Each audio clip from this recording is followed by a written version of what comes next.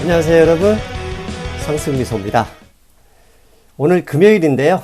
금요일은 시황 대신에 특집방송 아프리카 돼지열병, 생각보다 상당히 심각하고 무서운 질병이더라고요.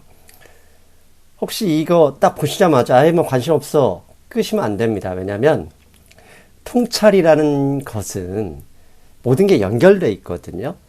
모든 따로따로 떨어져 있는 것 같은 이런 사실들을 하나로 뭉쳐서 연결하다 보면 돈의 감각을 찾으실 수 있습니다. 아프리카 돼지열병, 돼지하고 나 돼지고기 안 좋아해 이렇게 생각하시면 안 보입니다. 아프리카 돼지열병 때문에 미국과 중국의 무역 협상도 빨라질 수도 있고요. 그 다음에 중국의 경제 부양, 미국의 경제 부양도 영향을 받을 수도 있습니다. 왜 그렇다고요? 방송을 꼭 보시면 압니다. 어렵게 제가 이 애널리스트 겸 이제는 이제 투자운용사 대표로 영전하실 분을 전화로 연결했습니다. 들어보시면 제가 왜 반드시 끝까지 들으라고 당부를 하는지 알게 되실 겁니다. 자, 바로 전화 연결하겠습니다. 안녕하세요, 대표님. 네, 안녕하세요. 예. 먼저 우리 대표님 소개부터 좀 해주시죠. 네, 저는 그 제도권 D모 자산운용사에서 이제 펀드 매니저로 활동을 하다가 회사를 차리기 위해 지금 퇴사를 하고 준비를 하고 있고, 아마도 이제 제 개인 이제 회사를 차리게 됐습니다. 네. 김 대표님이 그만큼 돈이 많다는 얘기인가요? 저를 믿고 좀 투자해 주시는 분이 계셔가지고, 뭐 제 개인적인 돈도 이게 투자하겠지만 아무래도 이제 저를 신뢰해 주시는 분이 계셔서 이제 운 좋게 이렇게 젊은 나이에 좀 창업을 하게 됐습니다.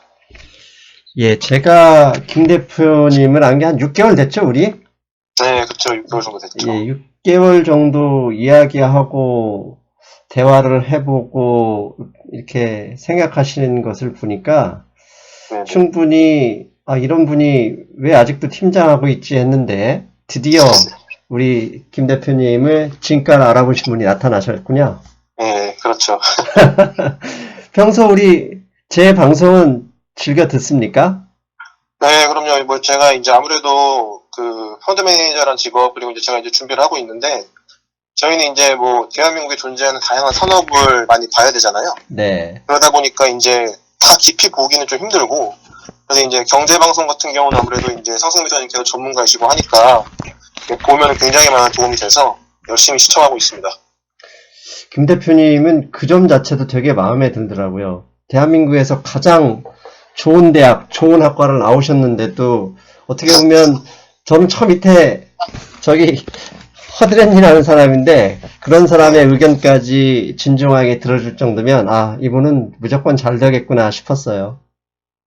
아니 뭐 솔직히 이제 저도 이제 경서울대 경제학부를 나왔지만 그 경제학부에서 배우는 여러 이론 중에 하나가 이제 비교 이론이라는 게 있잖아요. 네. 근데 이제 시간과 자원은 한정돼 있는데 자기가 잘할 수 있는 거를 해서 이제 뭐 지식도 얻고 그다음에 이제 투자에 대한 인사이트를 기르는 게 중요하다고 생각하고, 그런 의미에서 이제 경제 쪽에서 오랜 기간 이렇게 뭐 이름도 높이 나셨고, 제가 그리고 객관적으로 봐도 되게 방송을 잘 하시고 뷰도 상당히 본받을 게 많다 보니까 그런 측면에서 이제 제가 방송을 열심히 시청하고 있는 거지, 뭐 그런 의미라고 보시면 될 것 같아요. 이거 짜고 치는 고스톱 아닙니다, 여러분. 절대 아닙니다. 네. 제가 오늘 김 대표님을 직접 연결한 건 최근에 블로그에 그 아프리카 돼지 열병 ASF에 대해서 상당히 자세하고 심도 깊은 글을 올리셨어요. 그래서 저는 사실 돼지 열병이 그냥 구제역이나 여타 전염병하고 동일하게 생각했는데 그게 아니더라고요. 그래서 제가 지금 현재 지방에 계신 분을 차를 세워놓고 긴급하게 연결을 했습니다. 먼저 이렇게 협조해 주셔서 감사드리고 지금부터 제가 하나씩 좀 질문을 드릴게요. 예. 먼저 아프리카 돼지열병이 무엇인지, 어디에서 시작하고 어떻게 전파되어 왔는지 좀 구체적으로 설명 먼저 부탁드릴게요. 일단 이름에서 아실 수 있듯이 이제 유럽하고 아프리카 쪽 위주에서 발생했던 질병이에요, 이게. 그래서 이제 바이러스성 출혈 돼지 전염병이라고 보시면 되고요. 이게 이제 걸리게 되면 치사율이 100%. 그래서 이제 무조건 살처분을 해야 되는 질병이고, 근데 문제가 뭐냐면은, 이게 이제 처음에 중국에서 2018년 8월에 발병이 됐어요. 네. 그래서 이제 그 원인에 대해서는 사실 아무도 모르고, 현재 왜 중국에서 발생했는지는 모르고 있고, 근데 이제 이게 퍼지게 된 가장 중요한 이유는, 이게 이제 이 질병에 걸렸던 돼지를 가공해서 만든 소시지나 잔반이나, 그 다음에 그 냉동시킨 냉동육, 요런 데에도 이 바이러스가 남아서 이렇게 생존을 해요. 그러다 보니까 중국에서 이 돼지를 살처분하면 그걸 다 우리나라처럼 묻어야 되는데, 중국은 땅덩이도 넓고 아무래도 그렇다 보니까 이 돼지를 죽인 다음에 이 돼지 고기들을 그런 이제 지방 야시장이나 이런 시장에 내다 파는 사례가 되게 많아요.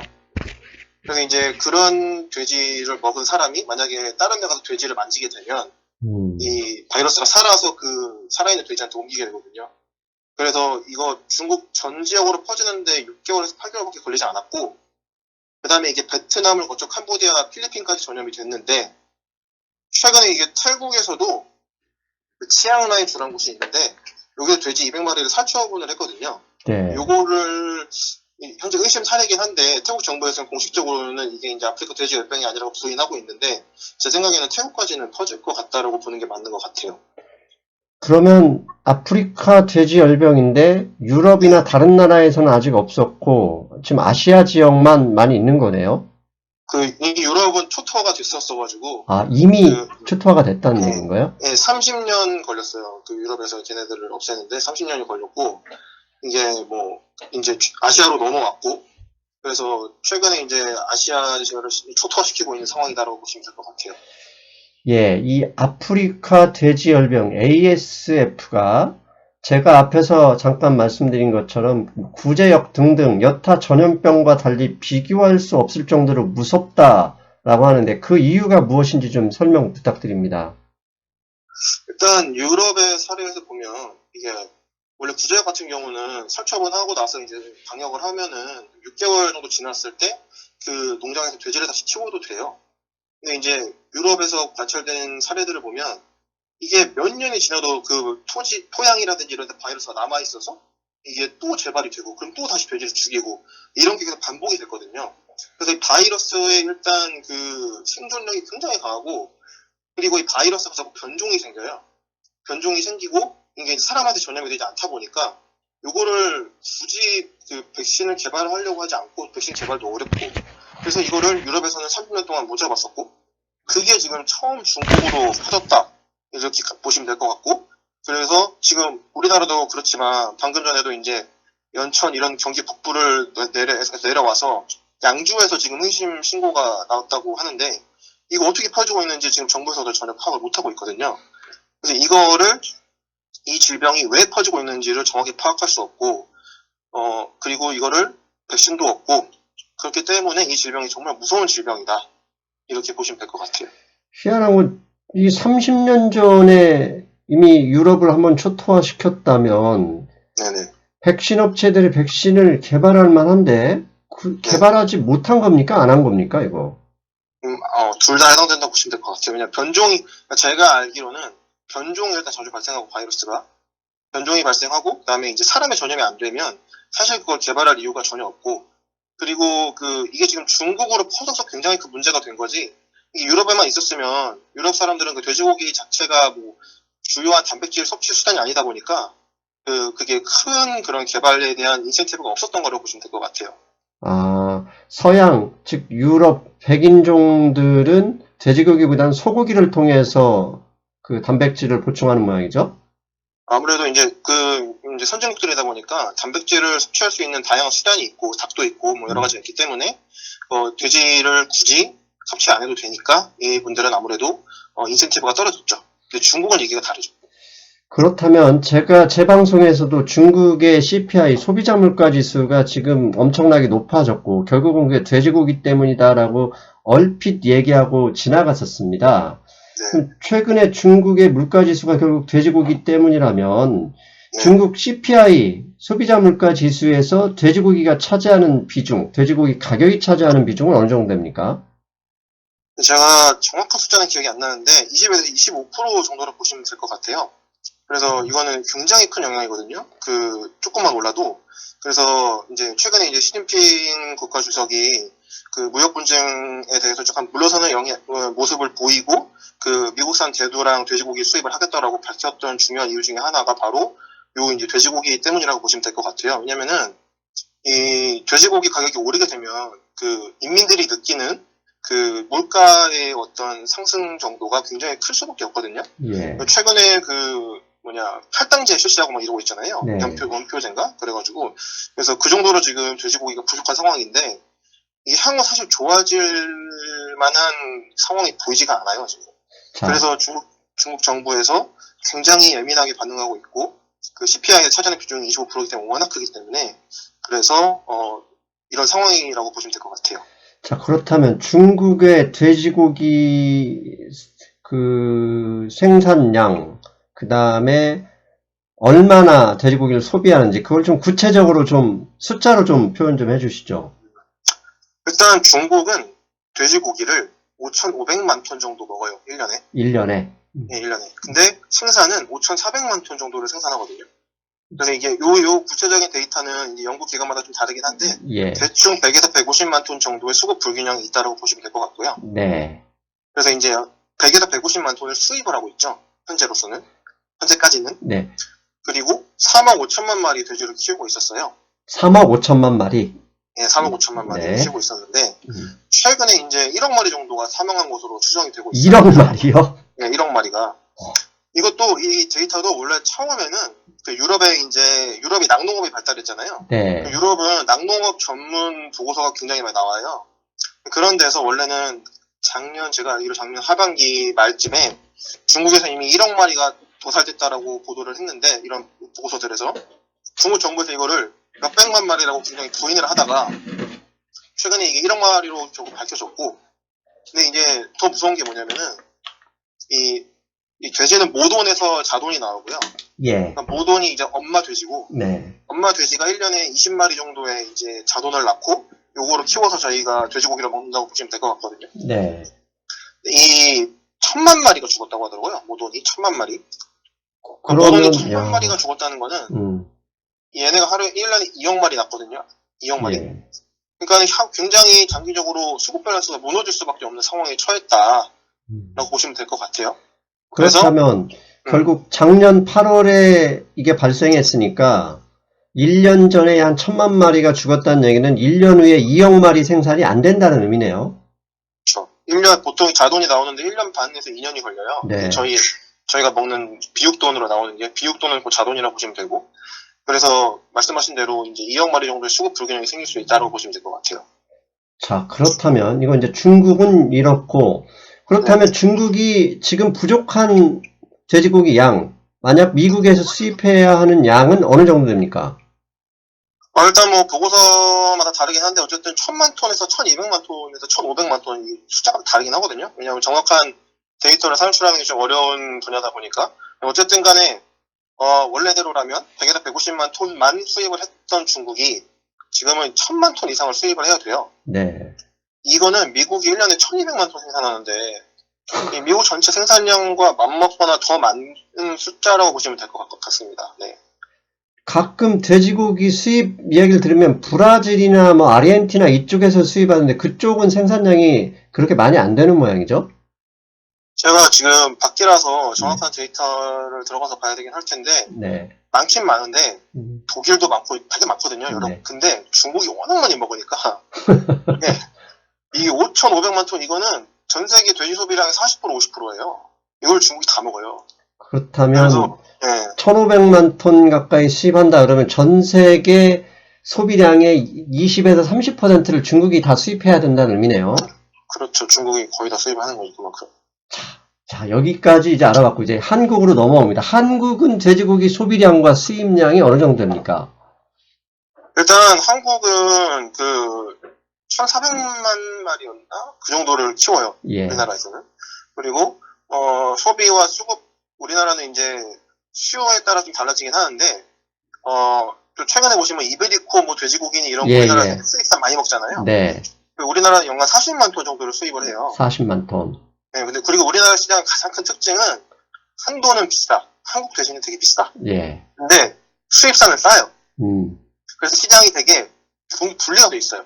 한돈을 먹는 시장과 수입산 시장이 분리가 돼 있는데 미국산을 제일 많이 수입을 해오고 있고 그다음에 이제 독일이나 뭐 유럽, 독일 국이나 뭐 브라질에서도 많이 갖고 오고 있고 근데 이제 이게 어떤 영향을 주냐를 봐야 되면은 뭘 봐야 되냐면은 중국이 일단 연간 만약에 1000만 톤을 수입을 해간다. 1500만 톤을 수입을 해간다. 네. 그렇게 되면은 국제시장에서 물량이 씨가 말라요. 그러면 우리가 되게 싸게 사오던 그런 냉동육들, 수입산 냉동육들, 여기 예. 그냥 없어진다고 보시면 될 것 같고, 네. 지금 이 아프리카 돼지열병 발생하기 전에 국내 돼지 경매 시세가 4,500원 정도였거든요. 킬로그램당 4,500원. 예. 이게 이제 1년 전 대비해서 10% 이상 빠진 가격인데, 이 왜 빠졌냐? 요거 이제 돼지고기 업체들 미팅을 많이 해봤는데 제가 걔네들이 하는 얘기가 뭐냐면은 일단 수요가 안 좋다. 국내는 경기가 워낙 안 좋아서 수요가 안 좋아서 가격이 안 좋았고 더 중요한 건 뭐냐면은 작년 8월에 아프리카 돼지열병이 발생하고 나서 이러면 가격 상승이 발생하겠다고 기대한 수입업자들이 그런 해외 냉동육을 엄청 사온 거예요. 예. 그래서 이제 이미 국내 시장에는 수요도 안 좋은데 이 냉동육들이 엄청 쌓여 있었던 거지. 가격이 올라갈 줄 알고. 근데 냉동육이란 건 유통기한이 있잖아요. 네. 이게 물량들이 폭탄이 돼가지고 시장에 투하가 된 거예요. 그러다 보니까 국내 이제 돼지고기 경매 시세가 굉장히 안 좋았고, 근데 요게 지금 이 물량이 굉장히 많이 소비가 됐다고 하더라고요. 네. 제가 탐방을 다녀보니까. 그래서 이 중국이 다 이걸 물량 씨가 마르게 되면 우리가 그렇게 싸게 사오던 냉동육들, 수입산 냉동육들 이런 게 없어지고 결국에는 수입산 가격도 오르게 될 거예요. 비싼 거밖에 없어질 테니까. 그렇게 되면은 이 싼 가격에 마진 먹던 유통업자들이 이거 굳이 사올 이유가 없거든요. 네. 그리고 물량도 없고. 그렇게 되면은 국내 돼지고기 시세도 올라가고 거기다가 제가 기억하기로는 국내는 수급 밸런스가 상당히 안 좋거든요. 예. 국내산 돼지만 봤을 때. 근데 이렇게만 죽어버리면 이 국내 그런 수급 밸런스도 무너질 수밖에 없는 상황이고 글로벌 돼지고기 가격 자체가 오르면은 다 같이 오를 수밖에 없는 상황이니까 이게 상당히 큰 영향을 줄 수 있다고 보고 있어요. 저는. 자, 여기서 이제 중요한 질문을 해야 되는데, 자, 애널리스트나 투자자, 기관 투자가 입장에서는 이 돼지고기, 이 아프리카 돼지열병, 이게 현재 수준에서 관리가 가능할 것으로 판단하나요? 아니면 국토가 좁기 때문에 결국은 전체로 이렇게 퍼질 가능성이 높다고 보시는지요? 이 아프리카 돼지열병이 퍼진 여러 요인 중에 하나가 네. 잔반 영향이에요. 잔반. 네.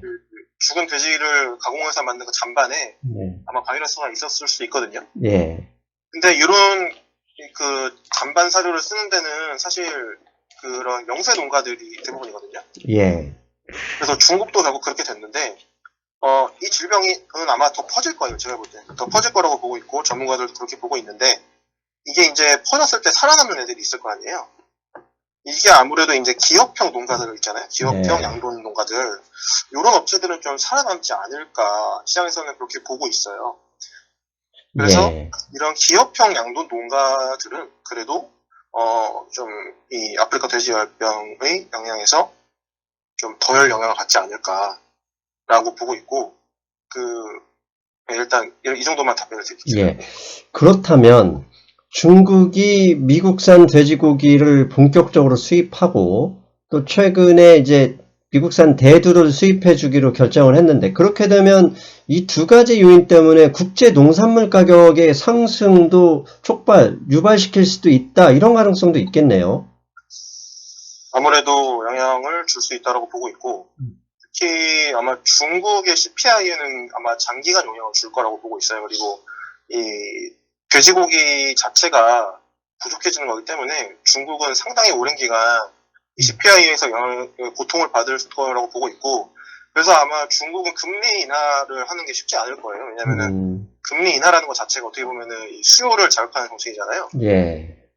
그래서 이 CPI가 상당히 지금 고공행진을 할 가능성이 높기 때문에 지금 중국 정부가 제일 지준율 인하만 하고 있잖아요. 올해도 지준율 인하를 굉장히 여러 차례 했고 금리 인하에 대해서는 시장 기대보다는 좀 약한 뭐 제도 변경을 통한 그런 약한 예. 그 금리 인하만 하고 있는데 그게 이런 돼지고기 영향이라고 보시면 될 것 같아요. 제 생각에. 결국 중국도 미국과의 관계를 빨리 회복하지 않으면 이게 참 난감해질 수도 있겠다 싶어요. 그렇죠. 아무래도 그럴 가능성이 현재로서는 좀 있다고 보고 있어요. 뭐 트럼프 대통령 때문에 좀 왔다 갔다 하긴 하는데 그럴 가능성이 높고 그리고 사실 뭐 그와 별개로 저는 개인적으로는 뭐 이건 그냥 여담인데 뭐 경기가 뭐 좀 바닥을 찍지 않았나 글로벌 네. 경기가 뭐 OECD 선행지수도 그렇고 일단 그렇게 보고 있습니다.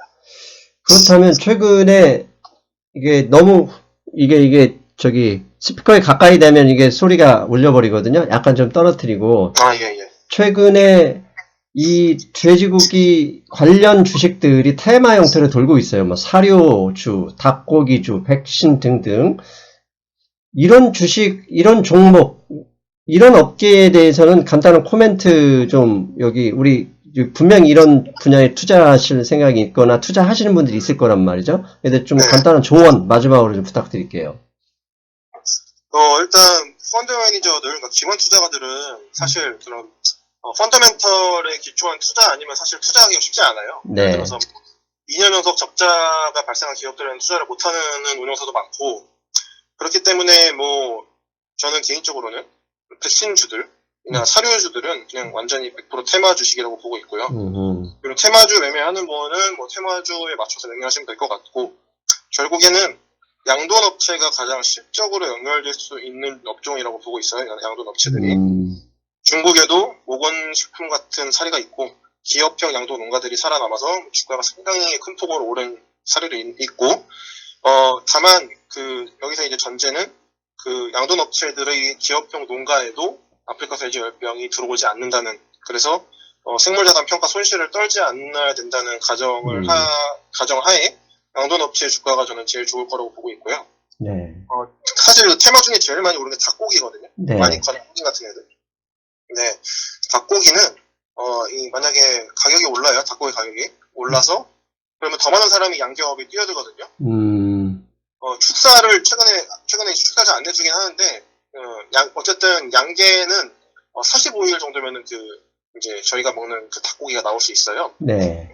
상당히 그 수요 공급에 맞춰 공급 증가가 상당히 빠르게 이루어질 수 있는 사업 분야이기 때문에 닭고기 주식은 어느 정도 이제 테마와 펀더멘털의 중간에 있는 업종이다라고 보고 있고 다시 한번 말씀을 드리면 양돈 업체가 결국 실적이 제일 좋아질 수 있는 얘네들은 왜 그러냐 하면은 생물자산 평가 이익이 날고 실제 영업도 더 좋아질 수 있기 때문에 뭐 혹자들은 얘네가 이제 사람들이 그럼 삼겹살 안 먹지 않냐 이러는데 물량 감소를 가격 상승이 충분히 커버할 수 있을 거라고 저는 보고 있어요 개인적으로. 예. 그리고 백신은 개발이 불가능하다라고 사실상 보시면 될 것 같고 사료도 어차피 사육 주수가 줄어들기 때문에 사료도 휴가 감소하는 영향이 더 크다라고 보고 있고요. 닭고기는 수요 증가에 대해서 공급 증가가 상당히 빨리 이루어질 수 있는 업종이다. 이 정도로 요약해서 보시면 될 것 같아요. 예, 알겠습니다. 혹시 이 돼지고기나 이쪽에 포지션을 갖고 있나요? 개인적으로? 지금은 이제 개인 투자를 하고 있다 보니까 예, 저는 뭐 저점에서 좀 잘 잡아서 갖고 있습니다. 예, 저는 포지션이 없습니다.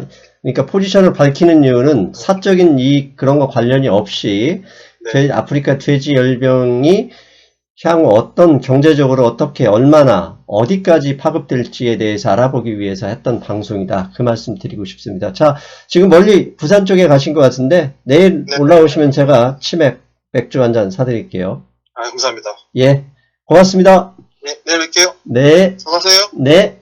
잘 들으셨죠, 여러분?